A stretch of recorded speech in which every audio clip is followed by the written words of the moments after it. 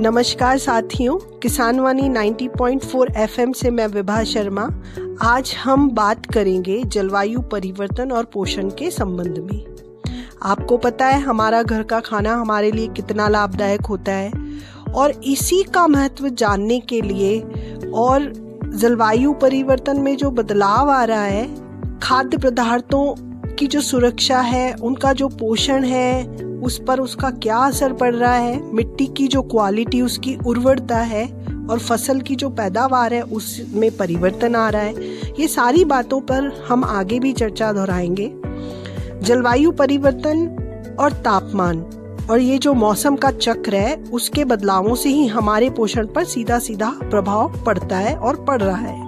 मुझे ये चर्चा करते हुए एक बात ध्यान में आ रही है जो मैं आपसे शेयर करना चाहती हूँ कि कहीं शहर की जगमग रोशनी, कहीं गांव की हरियाली है, खाने को तो है सब कुछ पर फिर भी गुणवत्ता आधी है।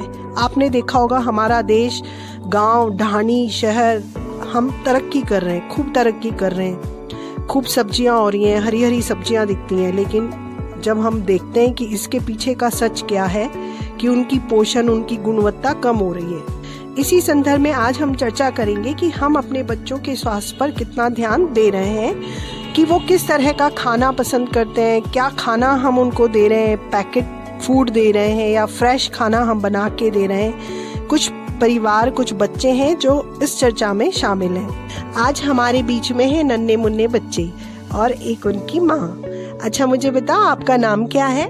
My name is Rajpal. अरे वाह, राजपाल। राजपाल, तुम कौन सी क्लास में पढ़ते हो? 4th। कौन से स्कूल में? Nimbus public school. अच्छा राजपाल, अब मुझे ये बताओ कि आपकी मम्मा आपको स्कूल में टिफिन में क्या भेजती है खाने में? पराठा और सब्जी भेजती है। तो कभी तुम्हारी इच्छा होती है क्या कि भाई मैं बिस्किट और चिप्स और भी जो पैकिंग के खाने होते हैं ना, क्या पसंद है तुम्हें? टेढ़े मेढ़े पसंद है। टेढ़े मेढ़े तुम्हें पता है स्वास्थ्य के लिए अच्छे नहीं होते? हाँ। तो फिर आप क्यों खाते हो टेढ़े मेढ़े? ऐसे ही। अब अपना हाथ मुंह में क्यों रख रहे हो बार बार? ये तो स्वास्थ्य के लिए अच्छी बात। अब हटा लिया। अच्छा राजपाल, ये बताओ, जिस दिन मम्मा थकी होती हैं, कभी तो कहती होंगी ना कि आज खाना नहीं बना पा रही, तुम ये लेके जाओ, उस दिन तुम क्या लेके जाते हो? टेढ़े मेढ़े और बिस्कुट। अच्छा, टेढ़े मेढ़े और बिस्किट लेके जाते हो। स्वाद लगते हैं वो तुम्हें? हाँ। अच्छे लगते हैं?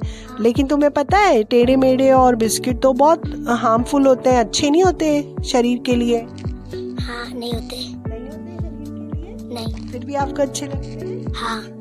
अच्छा, तो चलो अब हम इन्हीं के दोस्त से बात करते हैं। आप भी जब स्कूल जाते हो तो क्या लेके जाते हो? क्या नाम है आपका? पर्व। अरे वाह, पर्व नाम है आपका। कौन से स्कूल में पढ़ते हो? Nimbus public school. अच्छा पर्व, ये बताओ तुम क्या लेके जाते हो खाने में? आलू का पराठा, मेथी का पराठा। अरे वाह, तुमने तो दोनों चीजें बड़ी हेल्दी बताई हैं। लेकिन एक बात बताओ, कभी कभी तो कुछ खाने का मन करता होगा ना तुम्हारा, तो क्या खाते हो? टेढ़े मेढ़े बिस्किट, चॉकलेट। अरे टेढ़े मेढ़े बिस्किट, चॉकलेट, तो तुम कितना खा लेते हो? 2-3। 2-3 खा लेते हो? तो तुम्हें पता है ये शरीर के लिए नुकसानदायक होते हैं। हाँ। तो फिर तुम क्यों खाते हो इसको? मजे आते हैं। एक बार तो तुम टेढ़े मेढ़े चिप्स खाते हो तो तुम्हें मजा आता है? हाँ। अब हमको राजपाल ने बताया था कि भाई मैं खाने में सब्जी, रोटी, पोहा ये लेके जाता हूँ, बीच बीच में कभी कुरकुरे और बिस्किट भी लेके जाता है राजपाल। तो अब हम इसकी मम्मा से बात करते हैं। आपका क्या नाम है? सुमन। अच्छा सुमन, मुझे ये बताओ कि ये राजपाल बोल रहा है कि भाई मम्मा कभी कभी हमको खाने में जब टाइम नहीं होता, खाना नहीं बना पाती, तो बिस्किट और कुरकुरे ये रख देती हैं। तो तुम इसके बारे में बताओ, ये स्वास्थ्य के लिए अच्छी चीज है? नहीं है, वो क्या है, पानी तसे का काम करते नहीं, टाइम मिलता है, बच्चे भी परेशान करते, इसलिए हम रख देते कभी कभार। तो सुमन, तुमने कहा कि भाई कभी कभी टाइम नहीं मिल पाता, तो लेकिन ये बच्चों के लिए तो बहुत हानिकारक है ना?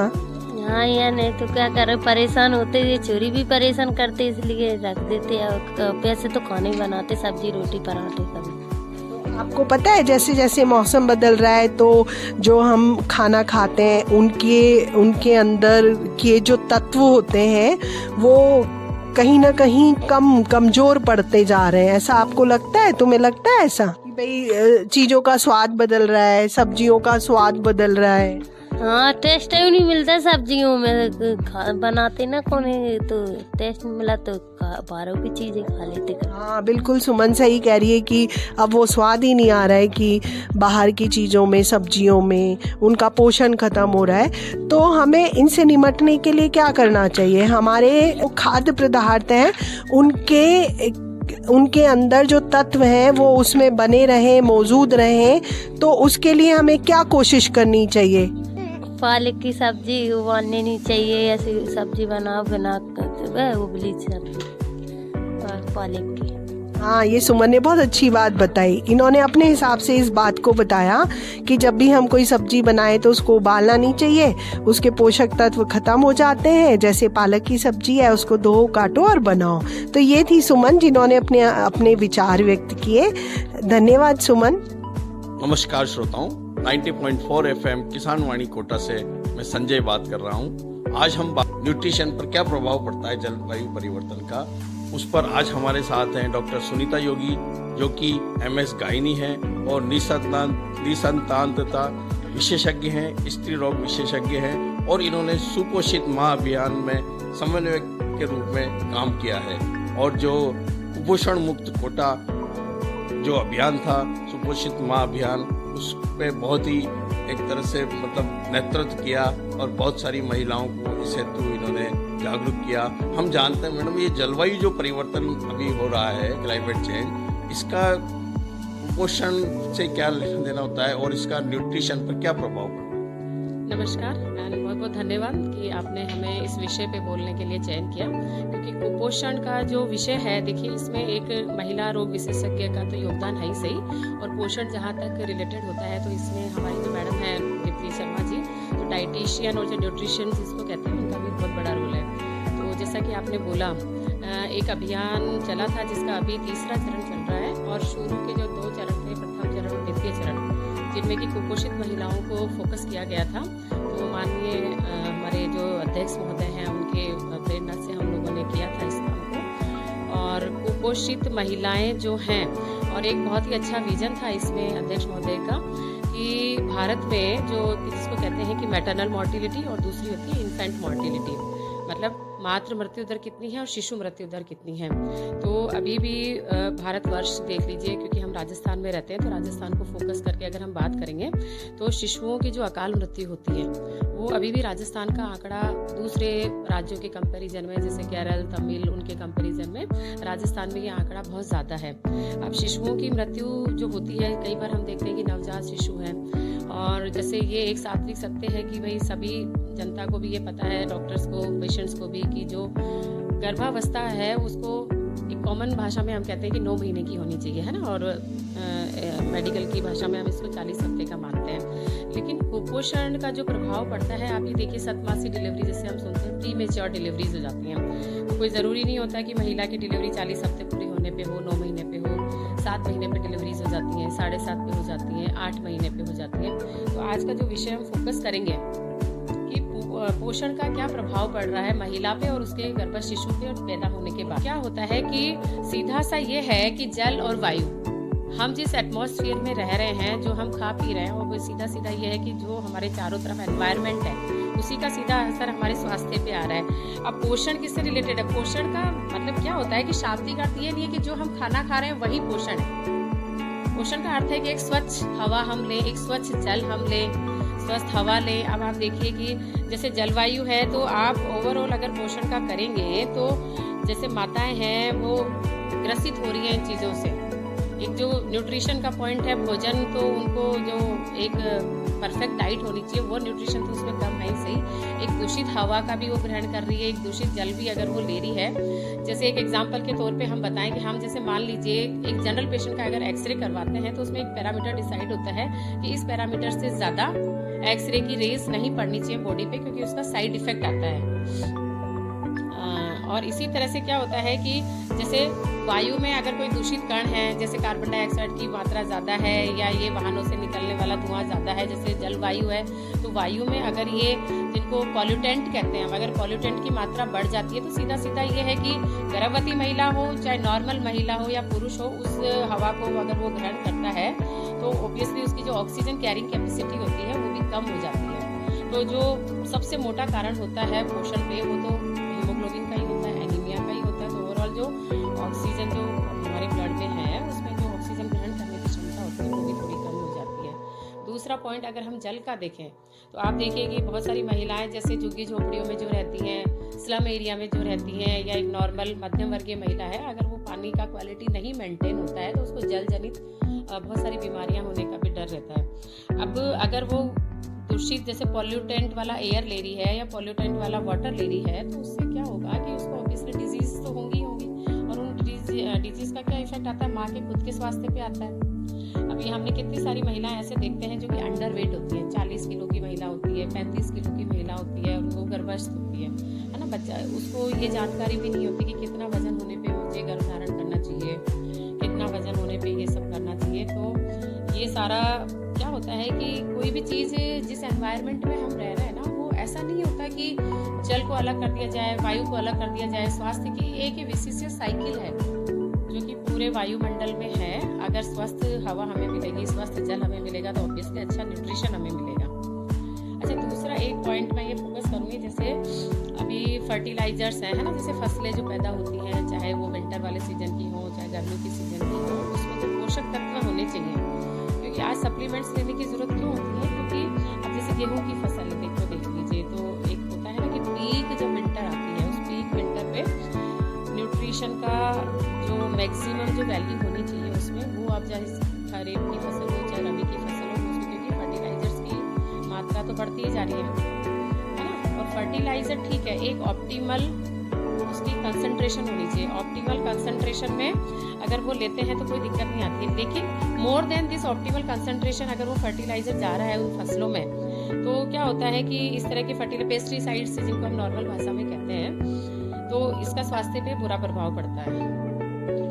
अभी जैसे सबसे ज्यादा जो प्रचलन है आजकल डब्बा बंद खाना, जो पैकेट बंद खाना है उसका बढ़ रहा है, और घर का बना हुआ जो ताजा खाना है वो कम थोड़ा सा प्रचलन में आ रहा है। इस बारे में आपका क्या कहना है कि कौन सा खाना चाहिए, किस तरह का खाना होना चाहिए, डब्बा बंद खाने के बारे में आपका क्या कहना है? हाँ, देखो एक्चुअली में क्या होता है कि ऑब्वियसली ये तो हमें भी पता है कि जो फ्रेश खाना करते हैं तो उसमें पोषक तत्व तो होते ही हैं, क्योंकि वो ताज़ा से बना हुआ होता है, ताज़ा जो भी आटा है, ताज़ा सब्जियां से बना हुआ होता है, तो उसके पोषक तत्वों की मात्रा ऑब्वियसली ऑप्टिमल साइज की होती है, जो कि हमारे स्वास्थ्य पे अच्छा असर डालती है। लेकिन अब जैसे डिब्बा बंद खाना आया है, तो सबसे पहली बात तो ये है कि गर्म खाना जिसमें कि भाप हो रही है गरम उसको प्लास्टिक में कभी भी फेंक नहीं जाना चाहिए, क्योंकि हम सबको पता है कि प्लास्टिक जो होता है हमारे स्वास्थ्य पे बुरा प्रभाव डालता है। और ये जो सस्ती क्वालिटी के जो डिब्बे आते हैं, जो बनाए जाते हैं, जो कि यूज़ एंड थ्रो वाले होते हैं, तो वो उनका एक्चुअली में हमें लेवल नहीं पता होता कि किसमें कौन सा कार्सिनोजेंस है, और दूसरा उनमें जैसे किस मान लीजिए कौन सा ऑयल उसमें यूज़ किया गया है, कौन से मसाले उसमें यूज़ किए गए हैं, कब का, जैसे बच्चे हैं पनीर के बहुत शौकीन होते हैं, महिलाएं शौकीन होती हैं, तो कब का बना हुआ है, एक्चुअली उनकी एक्सपायरी डेट्स का पता नहीं होता, उनकी क्वालिटी का पता नहीं होता।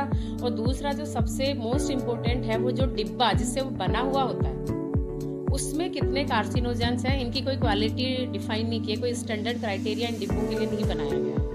तो मैं तो यही कहूँगी कि इन सबको हमें अवॉइड करना चाहिए और फ्रेश फूड ही लेना चाहिए। जलवायु में बदलाव हमारे भोजन के पोषक तत्व को किस प्रकार से प्रभावित कर सकते हैं? जैसा कि मैंने बताया कि अभी जैसे मान लीजिए जो हमारा भोजन है उसमें मेनली जैसे गेहूं है और जैसे सब्जियां होती हैं ताज़ा, और इस तरह से जो बने हुए होते हैं, तो फर्टिलाइजर्स की मात्रा बढ़ने से, अच्छा दूसरा फसलें कैसे ग्रो करती हैं, ऑब्वियसली जल में, भूमि में जो जल होता है, अब मान लीजिए जल का स्तर तो वैसे ही बहुत कम जा रहा है, तो जो एक ऑप्टिमल जल उसको मिलना चाहिए, अवशोषण जो होता है ना पौधों में, एक तो वो जल की मात्रा कम रहती है, तो कई बार आप देखिए आर्टिफिशियल जो पानी होता है, जो टैंकर्स होते हैं उनके थ्रू किसान उनकी करते हैं क्योंकि उनको पानी नहीं मिलता है। दूसरा ये है कि फर्टिलाइजर्स की क्वालिटी और उनका मैक्सिमम जो क्राइटेरिया है, मैक्सिमम वैल्यू के यूज़ होनी चाहिए, वो डिसाइडेड नहीं है गवर्नमेंट के थ्रू, हालांकि डिसाइडेड है, लेकिन किसान क्या यूज़ कर रहा है, पब्लिक क्या यूज़ कर रही है, वो उनको पता नहीं है। तो ये सार्वजनिक होना चाहिए कि भाई जागरूकता की कमी है। तो जो भी फसलें आती हैं कि भाई इस मात्रा में फर्टिलाइजर यूज किया गया है और उस फर्टिलाइजर पे भी ये लिखा होना चाहिए कि भाई ये वाला फर्टिलाइजर कार्सिनोजेनिक है, ये वाला फर्टिलाइजर कार्सिनोजेनिक नहीं है। तो इस तरह से अगर होता है तो पब्लिक इस बात को अवेयर रहती है कि किस मात्रा। और ऑब्वियसली अगर आप कार्सिनोजेनिक वाली फसलों का ज़्यादा मात्रा में अगर यूज़ करते हैं तो कैंसर्स की संख्या तो बढ़ती बढ़ती है। इसके अलावा एक नॉर्मल स्वास्थ्य क्या है कि हीमोग्लोबिन उतना राइज नहीं होता जितना कि खाने से राइज होना चाहिए, प्रोटीन उसको सफिशिएंट नहीं मिलता। तो पोषण में बेसिकली रोल किस चीज़ का है? प्रोटीन डाइट अगर आप लेते हैं तो जैसे कहते हैं ना कि मसल्स जो बिल्डिंग होती है इंसान की वो होती है प्रोटीन से, और हीमोग्लोबिन जो होता है हरी पत्तेदार सब्जियां जो हम लेते हैं उनमें आयरन की मात्रा ज़्यादा होती है, तो उस तरह की भी क्वालिटी नहीं होती है। एक अंतिम सवाल, जलवायु परिवर्तन हमारे शारीरिक व मानसिक स्वास्थ्य को किस प्रकार प्रभावित कर रहा है? देखो, शारीरिक स्वास्थ्य तो जैसे मैंने बताया कि महिलाओं को, महिला हो चाहे पुरुष हो, गर्भवती हो चाहे बिना नॉन प्रेग्नेंट वुमेन हो, उसमें क्या होता है कि प्रॉपर डाइट अगर वो नहीं जाती है तो एनीमिया से ग्रसित हो जाती है, उसका अंडरवेट हो जाती है, माल न्यूट्रिशन की वो शिकार हो जाती है। और ऐसी महिलाएं जो होती हैं जैसे टाइम से पहले उनके जो बच्चे हो जाते हैं, तो इस तरह से इस वाले पोषण का माँ के ऊपर और शिशु के ऊपर तो, और अभी जैसे हमारे राजस्थान में इन्फेंट मॉर्टिलिटी भी ज़्यादा है, तो ये सब क्योंकि बड़े शॉर्ट उसमें है ये। अच्छा, दूसरा अगर मानसिक स्वास्थ्य की बात की जाए तो ऑब्वियसली स्वस्थ शरीर जो होगा, कहते हैं ना कि एक गुड माइंड और गुड ब्रेन और गुड हेल्थ का जो कॉम्बिनेशन होता है वो तो ऑब्वियसली डिस्टर्ब होता ही है। अगर आप जैसे ड्यूटी पे जाते हैं, अच्छा खाना खा करके जाते हैं, या एक महिला अगर घर में भी रह रही है, अगर उसको भोजन मिलता है अच्छा क्वालिटी का वो भोजन करती है, तो ऑब्वियसली उसका पूरी जो शरीर है वो संतुलित अवस्था में बना रहता है, वो चिड़चिड़ापन उनमें नहीं आता। तो ये भी है। ये थी डॉक्टर सुनीता योगी, जिन्होंने एक बहुत अच्छी जानकारियाँ जलवायु परिवर्तन और पोषण पर दी। और इसके बाद हम पोषण पर जो डाइटिशियन हैं हमारे साथ, उनसे हम बातचीत करेंगे।